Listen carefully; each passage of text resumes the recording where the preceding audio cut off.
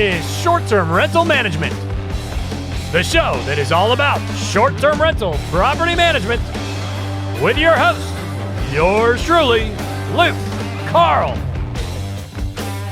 Here we are.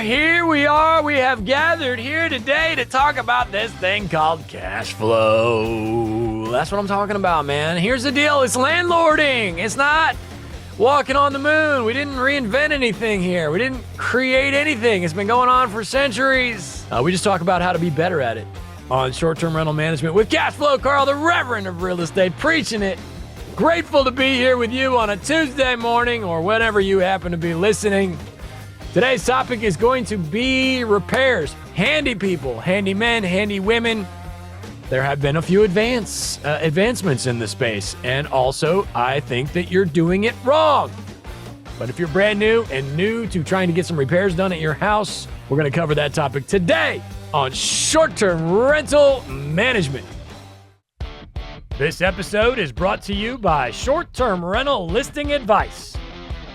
Join this Facebook group and post your listing to get advice from other hosts, including myself, on how you can improve your listing. Or just post your property so you can show off. Join us at strlistingadvice.com. That's strlistingadvice.com. Handy people, hiring a handy person, etc., etc. Here's how this topic came about. I had a buddy of mine from high school, known him basically my whole life, text me and say he had a friend that had a house in an area that they were looking to maybe Airbnb it and wanted to know if I knew a handyman, which opened a giant can of worms in my brain. Do people really think that all you need to do is put it on Airbnb and hire a handyman and you're done? I mean, to a certain extent, that is true, right? I think it's better to have that kind of outlook on it than the I need to have 77 softwares and a petting zoo before I go live. I think that is not as good of a way to do things as just throw it on Verbo and hire a handy person. But when it comes to handy people, you know, there is a long conversation to be had there. There really is. And, you know, my brain started going like, dude, you don't even... I mean, keep in mind, this gentleman in subject and conversation is a very good around a house. You know, he's very handy himself. So it's the kind of guy that would know how to do such things or tell somebody how to do such things, which is something you got to keep in mind. If you don't know how these things work around a house, I just don't know. You know what I mean? Like, it doesn't make sense in my brain that you're just hiring somebody to go over there and fix something that a guest told you needs fixed. To me, I want to get to the bottom of it. What's wrong with it? What is it? What's actually going on here and what actually needs to be done? I just don't understand that, kind of that, I guess, for lack of a better way to put it, house husband or housewife mentality where you just call somebody to do it for you and you don't even think about it. That doesn't really work in my brain as I'm fixing my hair on a Tuesday. It's just, it's just always needs to be fixed if you happen to be on YouTube. But anyway, so a lot of this stuff, I like to learn how to do it myself. And I'm no expert. I'm no expert. If I go in and try and fix something for the first time, I'm going to break it. But I'm going to learn why I broke it, and then I'm going to fix it so that I don't break it the next time. Now, a perfect example has nothing to do with a house, but I've got an old car. I've always been a bit of a car guy, and I have a 1970 Buick GS, which is not the most famous muscle car of all time. Your grandma probably doesn't really know what that is, or maybe she does if she's got some class. But it's a muscle car basically, and I had a headlight out. So I went online and I've got a guy for my car. I've got, he's like the guy, and we made friends a little bit over the years, and he actually listens to my radio station. I don't know if you know that. I'm a disc jockey on Sirius XM, and I have been for many, many years. And I'm on 2 different channels, and I still do that occasionally. So anyway, this gentleman in the car world is a fan of one of my channels, or I should say one of the channels that I'm on, and we made buddies. And so I posted on a little Facebook group for this car, and I said my headlight's out, and I can't figure out what the part number is on this damn thing. It had like 6 numbers, none of which were Googleable. And he said, don't worry, Luke, I got one on the way. And so, you know, he had my address because I'd placed prior orders with him. And it's all about, I got a guy. And I happen to have the guy in that space that I made friends with. I was able to provide value to him because he likes the music I play on the radio. And he provides value because he knows a lot about my car. And I also have a very nice example of the type of car that is in his wheelhouse. So anyway, he sends me actually 4 headlights to replace all of them. And I get in there and I start replacing the headlights. And of course, one of the screws, each of the headlights has 3 screws. One of the screws is stuck. And what happens? I stripped a screw. It's just a Phillips screw. And it is, man, quick math. It's, 54 years old. And it's been sitting in there for 54 years, rusting, so it was stuck. And sure enough, I stripped the head of it. And I was able to take the entire assembly apart and get the screw out through unconventional means. And the new screw went in, but I did break the bracket on the bezel. I don't know the name of all these items. I'm making up names. Bezel sounds pretty good. And so that one screw is now no longer doing anything. So that's kind of how it goes with me. I will take shit apart. I will figure out how it works. I enjoy being frustrated in that process. And that's kind of how my journey goes with handymanning. I would rather kind of make sure I know how to do it myself first. I've spoken about this in the past, and I've used the example of a ceiling fan. Perfect example. It really is.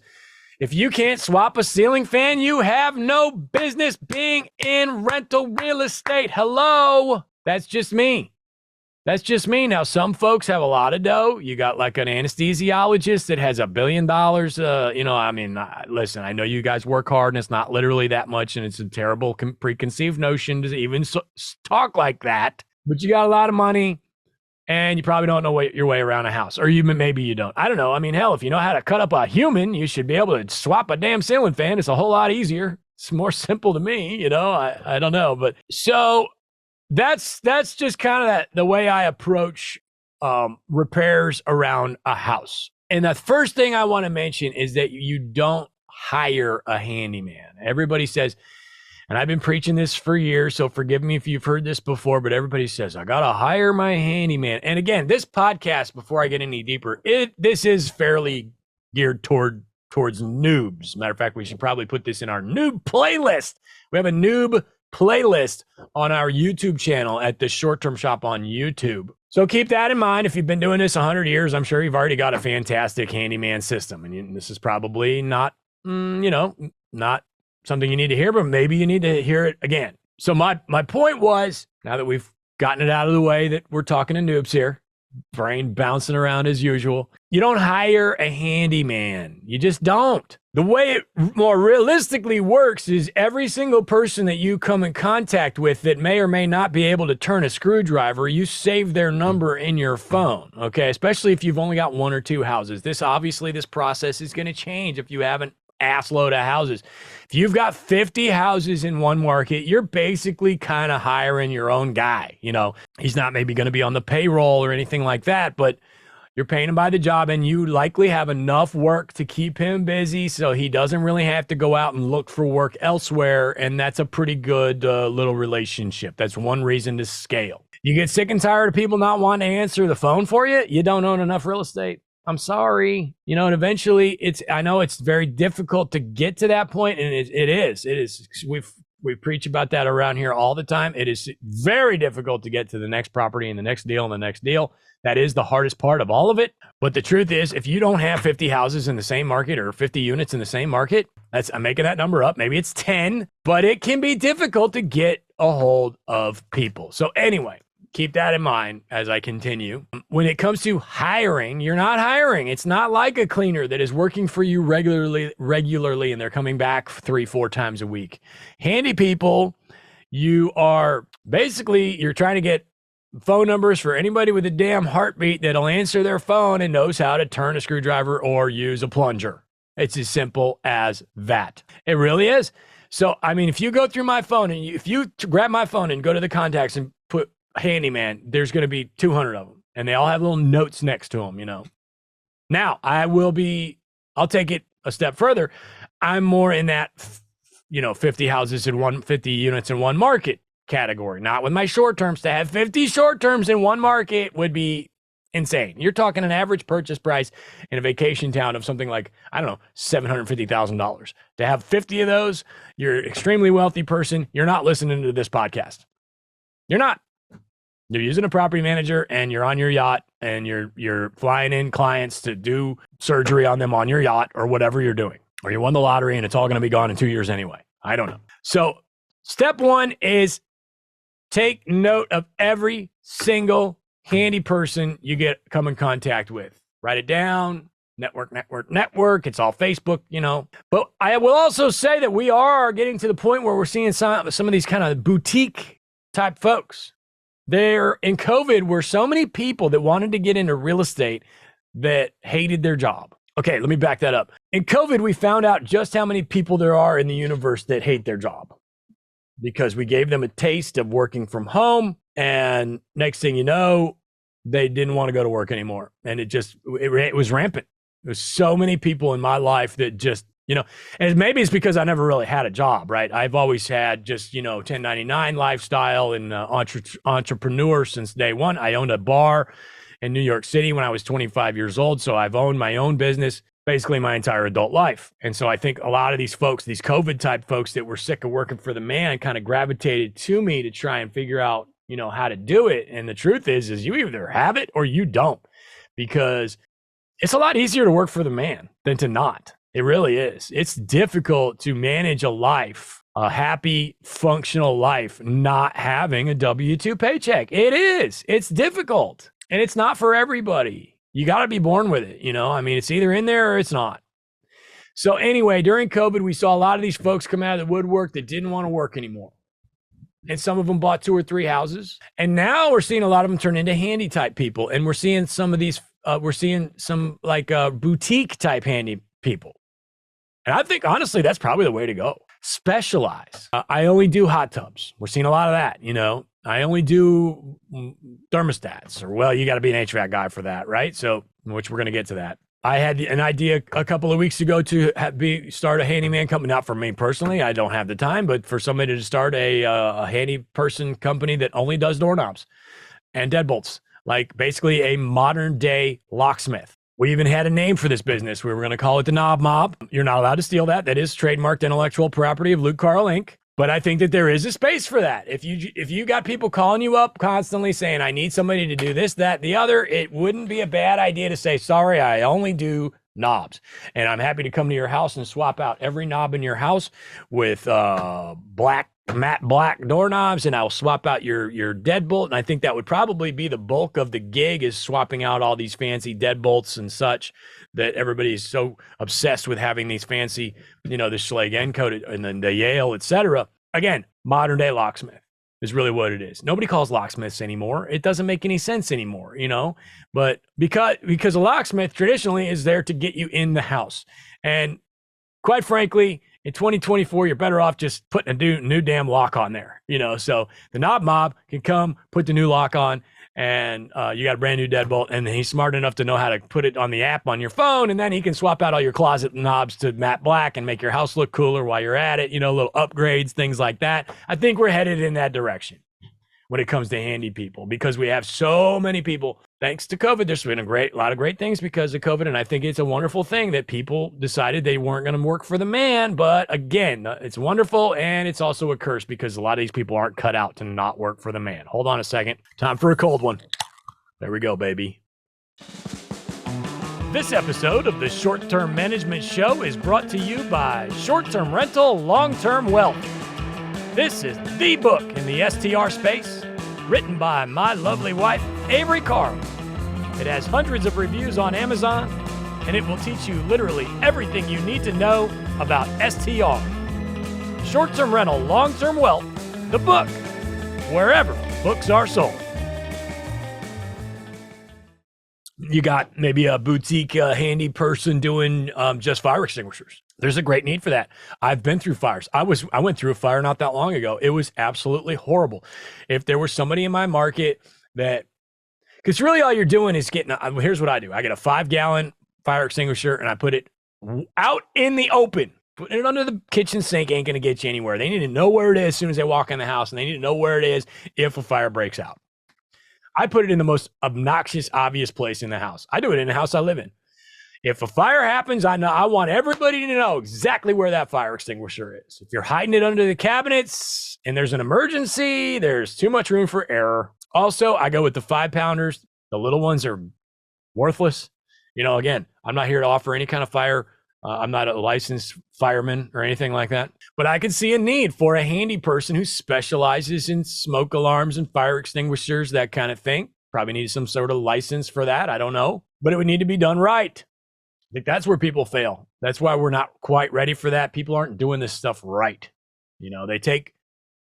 Let's face it, people just don't really know how to run a business that well, and myself included. I'm always trying to learn and get better at it. So, that is a space where, and let me put it this way. Let's say you bought 1 or 2 vacation rentals and then you realize, holy crap, I'm out of money. I got to go back to work. I got to have a W-2 and answer to my boss, and I hate it and whatever because I'm broke and I need more money to go get more down payments. Well, instead of going back to work, you could become some sort of boutique handy person. Let me tell you something. If you want to be in the house business and you are out of down payments and you are handy around a house, there's work for you. Endless. It's endless. If you answer your phone and you are in a market, well, especially if you're in a vacation market, you're going to get work. Most of these guys don't answer their phone, or they tell you they're going to show up and they don't. And that's a pretty good way to make people mad. So if you're willing to answer your phone, and here's another thing, be honest. I'll be honest with you. If you want to have success doing what I'm talking about, be honest. I don't have time for that job. Sorry. Call somebody else. That is going to keep you in business, Mr. Handy People, Mr. and Mrs. Handy People. These handy people that you call and they say they're going to do something and they don't show up, that's infuriating, and those are the people that are going to be gone. Be honest. Tell me the truth. I don't want that job. It's not enough money. I don't want that job. It's a stupid little job. I'm busy today. I don't have time for it. You don't have to be brutally honest, but I'm sorry, I don't have time for that job. Please give me a call in the future. But right now I'm pretty backed up. That's going to get you a long way. You'll stay in my phone if you're like that, if you're honest. If you tell me you're going to show up and you don't, you're getting out. You're deleted out of my phone. Bye-bye. Worthless. You suck, But anyway, I think in order to combat the fact that you're too busy would be a great way to do that would be to specialize. Narrow it down. I only do this, this, and this, Again, I've never done the handyman thing, so I'm sure there's a lot more to it than that. And I'm going to be completely honest with you. I have tried. I think I've told this story before. I have tried to get a handyman on this show. There's a gentleman in Texas that was recommended. He was supposed to be the greatest of all time to handyman. And I tried to get him on the show. He canceled on me. I gave him a second chance. He canceled on me. I gave him a third chance, and he ghosted. If that isn't a handy person in a nutshell, I don't know what is. I mean, it's insane. I gave him 3 chances to show up to promote his business. Didn't show up. He didn't show up. A handyman didn't show up. Can you imagine? It's like, well, he just did your job because that's what most of the handy people I deal with do. Now, okay, I'm going to take it the other way. I love my vendors. I love all my vendors, my handy people, but we're in business together. I can't do it without you. You can't do it without me. There needs to be a mutual respect. I'm showing you respect. I show my folks respect. I do. But when you disrespect me by not showing up, dude, come on, man. So anyway, but again, I want to go further down that lecture. I do want to mention again that these people are indisposable.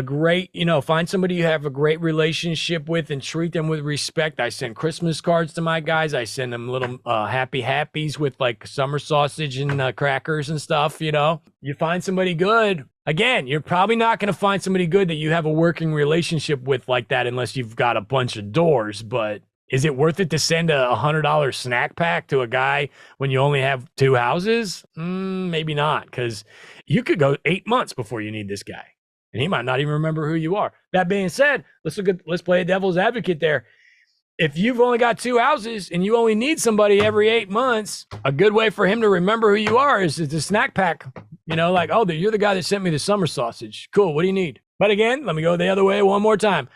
In 8 months, there's a pretty good chance that guy moved or took a steady job, because again, it's difficult. A lot of people get into this and they think that it's going to be their answer to not have to work for the man. And then they find out it's hard as hell. And what's hard as hell about it? 1099.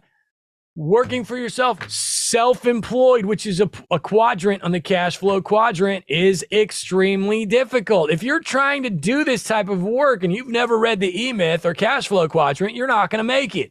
That being said, if you've read the E-Myth and cash flow quadrant, you're probably working your way up to a better, high dollar paying gig. That's the conundrum. It's a difficult deal, So back to my noobs, all right? Let me get back to back on topic here as we're going off on all these rabbit holes as usual. What I want to point out is a lot of times you think you need like a handyman when you really need, again, a specialist. In other words, a boutique handyman that only works on outlets and electrical panels. We call that an electrician. Isn't that exactly what that is? It's basically a boutique vendor, tradesman. And a lot of times, see it all the time where somebody posts, I need a handyman. And then you're like, oh, because nobody ever listens to me on Facebook anymore. I've got 3 of the biggest short-term rental Facebook groups on the planet.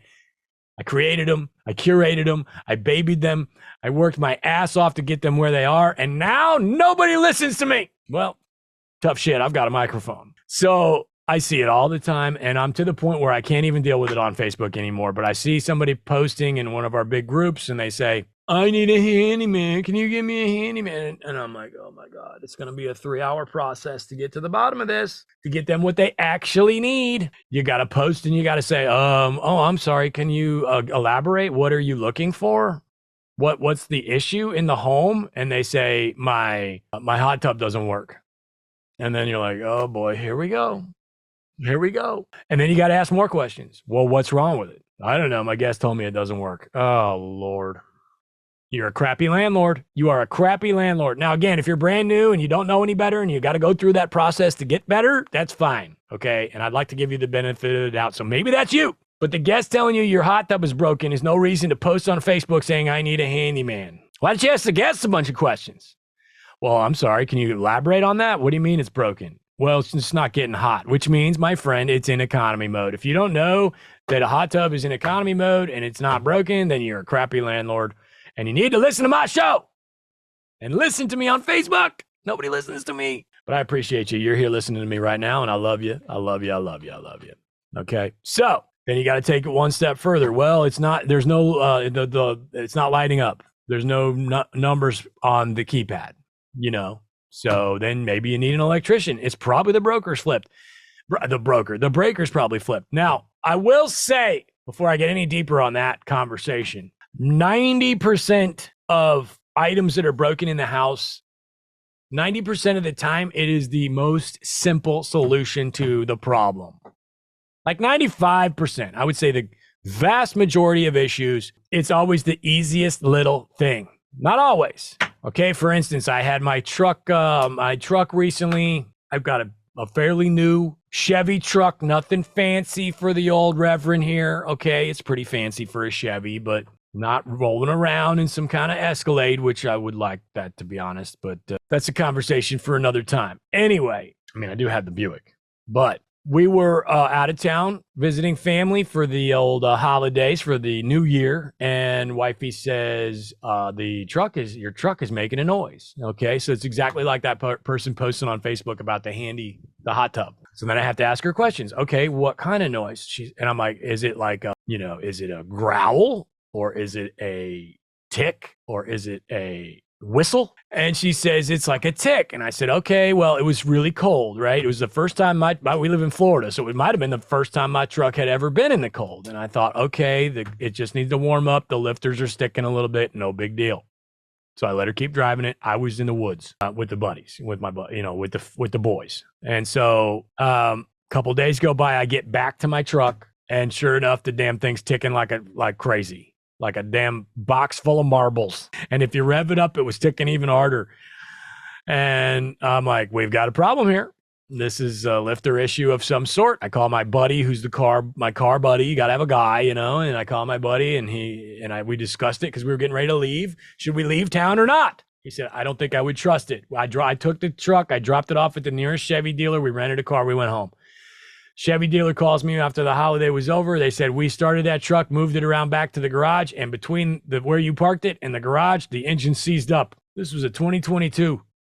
with 27,000 miles. So I will say that 97% of the time, it's the simplest, easiest little thing. Like I was a little low on oil and it was cold for the first time. No big deal. It just needs to warm up. This particular circumstance was the 3% where the damn motor blew up. I mean, come on. Come on, Chevy. So anyway, when my point is when the guest tells you that your hot tub is broken, 99% of the time is the easiest thing, which in that case will usually be that the fact that the breaker is tripped or it's in economy or sleep mode, which by the way, there is a way to override economy and sleep mode. Maybe I'll do a podcast on that here in the near future. I don't know if there's a whole podcast worth of content there, but man, it would be really helpful to a lot of people to get that sleep mode disabled. So anyway, the bottom line is when these items come up, you've got to do research, figure out who you need, if you even need anybody, and you probably don't. You probably don't need anybody. And I'm going to tell you another thing. 9 times out of 10, it's better to just wait until this person checks out